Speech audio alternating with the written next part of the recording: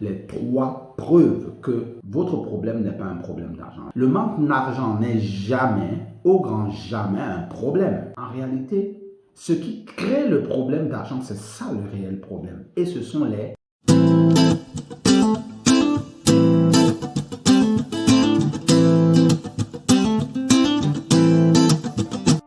Bonjour, je suis Didier Mayem de Bidifriend. Commence par ça, s'il vous plaît. Appuyez le petit pouce bleu, ça ne vous coûte rien, ça nous fait plaisir. Ça m'encourage à créer du contenu éducatif de bonne qualité de plus en plus pour cette chaîne. Partagez cette vidéo, activez la cloche de notification si ce n'est déjà fait et abonnez-vous à cette chaîne. Aujourd'hui, nous allons parler d'un livre que j'ai toujours remis à demain et je me suis décidé enfin de faire la vidéo de ce livre. Un autre livre que nous allons faire en plusieurs séquences parce que c'est un livre extrêmement riche. Il s'agit du livre de T. Harv Eker, Les secrets d'un esprit millionnaire. T. Harv Eker, mais qui est T. Harv Eker? On va entrer dans le vif du sujet. T. Harv Eker, c'est un Canadien. Aujourd'hui, il est marié, il a 2 enfants. Son nom complet, c'est Harv Eker. Le T, on le comprendra plus tard. Il est né en 1954 à Toronto, au Canada. Il a produit ce livre, Les secrets d'un esprit millionnaire, en 2005 en anglais et c'est HarperCollins qui a produit ce livre. 9 ans plus tard, en 2014, il est traduit en français. Quel retard par les éditions du Trésor. Alors, pourquoi est-ce qu'il a mis le T avant son nom, Harv Eker? Eh bien, c'est que durant sa vie, après avoir passé beaucoup de difficultés, il a découvert la puissance des mots et la puissance que les mots ont sur notre subconscient. Alors, il a mis le T pour définir The T. Harv Eker. Donc, c'est pour ça qu'aujourd'hui, il s'appelle T. Harv Eker. Nous reviendrons sur la puissance des mots plus tard. Aujourd'hui, le 12 septembre 2023, sa fortune est estimée à 20 millions de dollars. Alors, pourquoi est-ce que vous devez écouter T. Harv Eker? T. Harv Eker ne s'est pas fait ses millions en écrivant des livres. T. Harv Eker s'est bâti à force de travail. Il a commencé par se rendre compte que sa situation financière n'était pas celle qu'il voulait. Alors, qu'est-ce qu'il a fait? Il a suivi des cours, des conférences et plein de choses et il a mis en application ce qu'il a appris. Qu'est-ce qu'il a décidé de faire comme mise en application? Eh bien, il a ouvert une première boutique de vente de détails d'articles de fitness et la première boutique ayant marché très bien, très vite, il a ouvert 10 autres boutiques à travers les États-Unis et en 2 ans et demi, il est devenu millionnaire. Alors, millionnaire en dollars. Mais qu'est-ce qui s'est passé? Voyant le succès de ces boutiques de vente de détails d'articles de fitness, eh bien, il a vendu des parts de son affaire à une société de la Fortune 500 et il avait touché à cette époque-là 1 600 000 $, ce qui le rendait très riche. Mais très rapidement, il est retombé dans les anciens schèmes, dans les anciens procédés qui ont fait de lui un homme qui n'était pas un homme réussi. Et a atteint le top, il est redescendu très rapidement. Il s'est mis donc à réfléchir, mais qu'est-ce qui se passe? Pourquoi est-ce que, arrivé à ce niveau, je suis quand même retombé?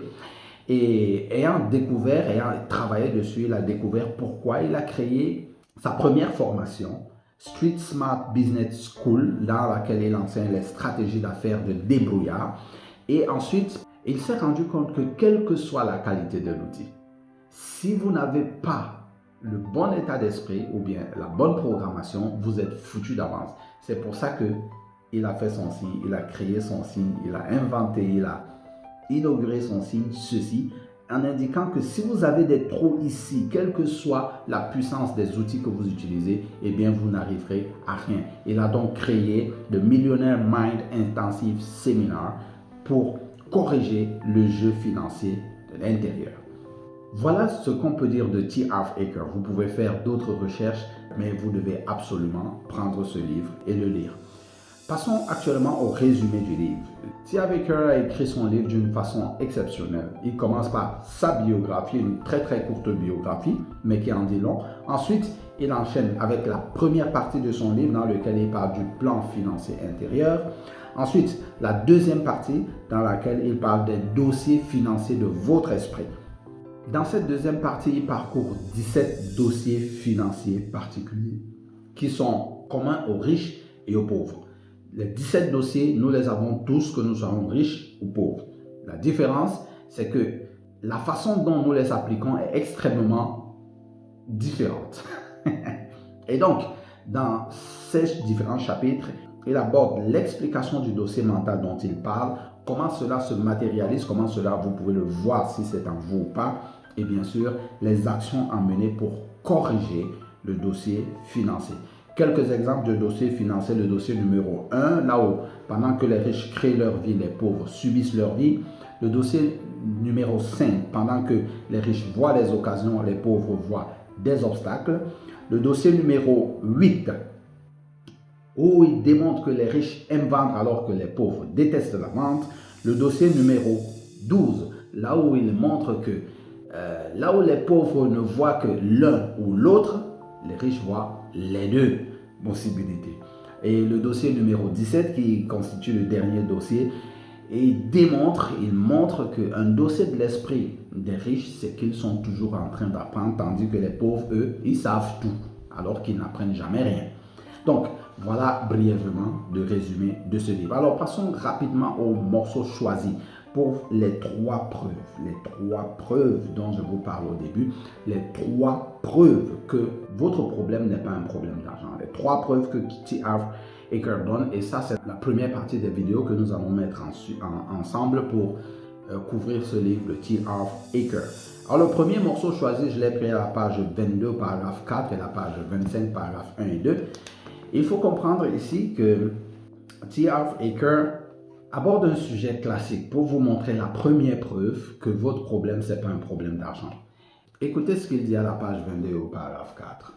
C'est ce qu'il y a dans le sol qui crée ce qu'il y a au-dessus du sol. C'est ce qui est invisible qui crée ce qui est visible.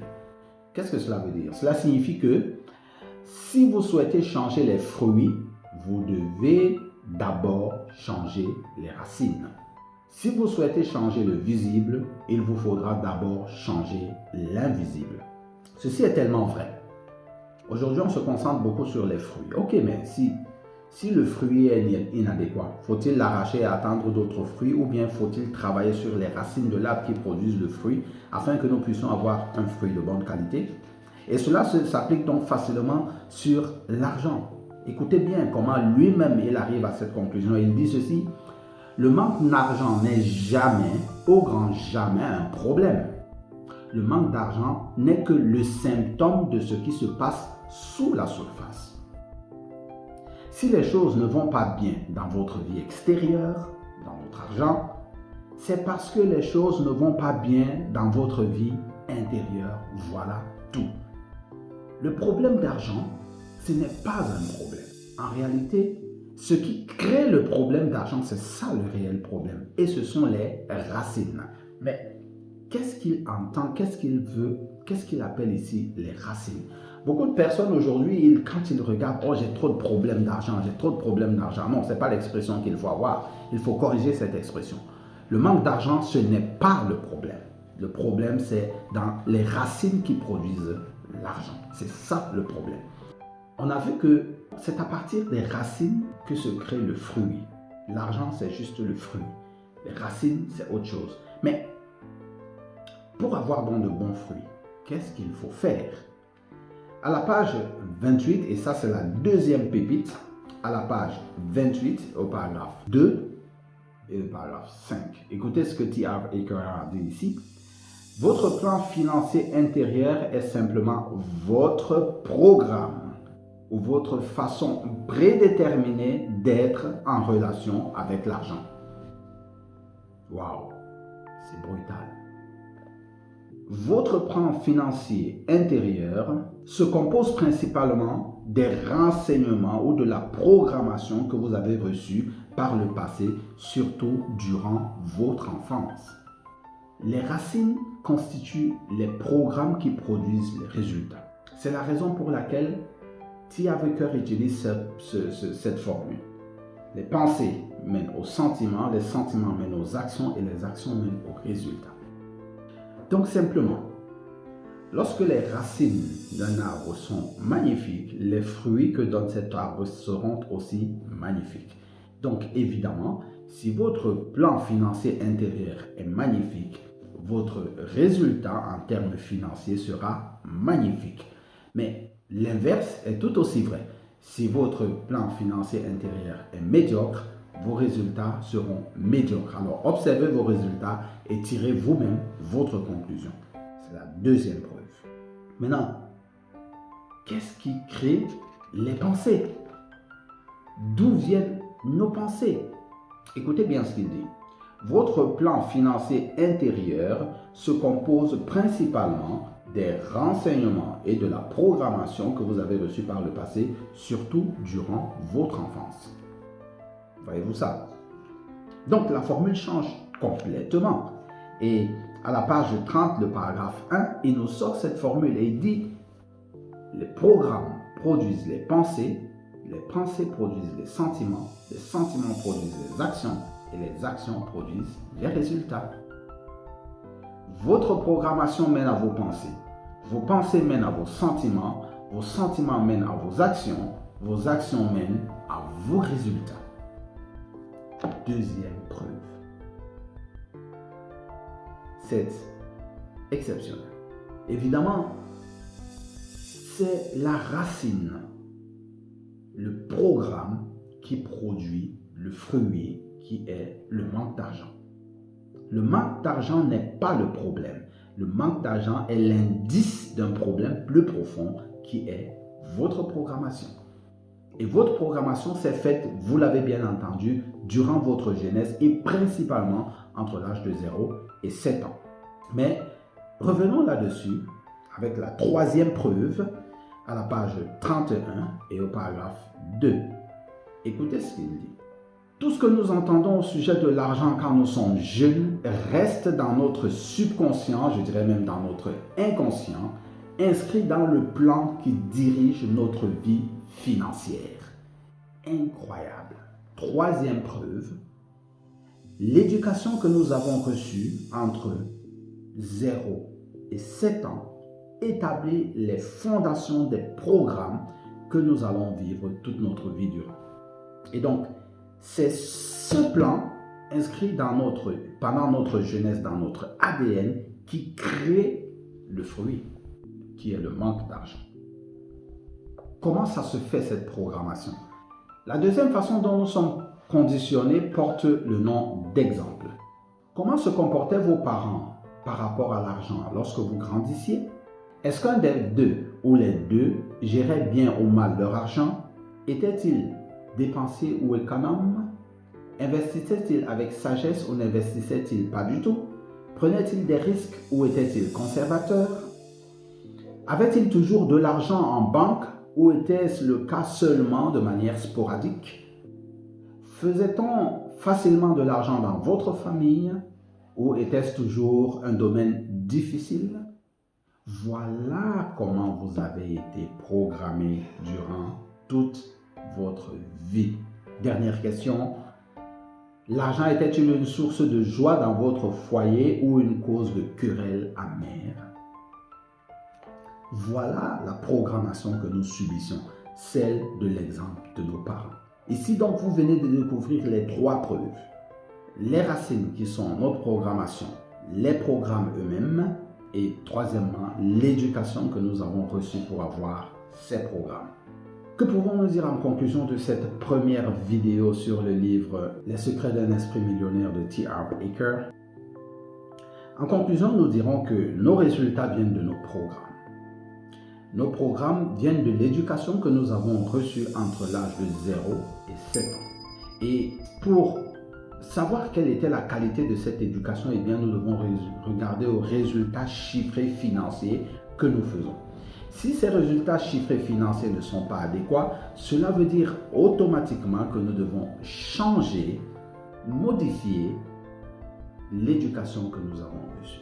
C'est pour cela que dans cette chaîne, je recommande régulièrement d'utiliser TechnoTutor parce que TechnoTutor corrige automatiquement les programmes financiers intérieurs qui sont installés en nous. Il le corrige grâce à la puissance des mots tels que l'a découvert T. Harv Eker. Pour modifier les résultats que vous avez aujourd'hui, vous devez modifier le programme en utilisant TechnoTutor. Et pour savoir comment utiliser TechnoTutor ou bien comment avoir TechnoTutor pour l'utiliser dans votre vie, n'hésitez pas à cliquer dans le lien en description pour me contacter personnellement, nous pourrons avoir un échange de personne à personne. Bien sûr, la personne que vous voulez devenir doit être différente de la personne que vous étiez hier. Rendez-vous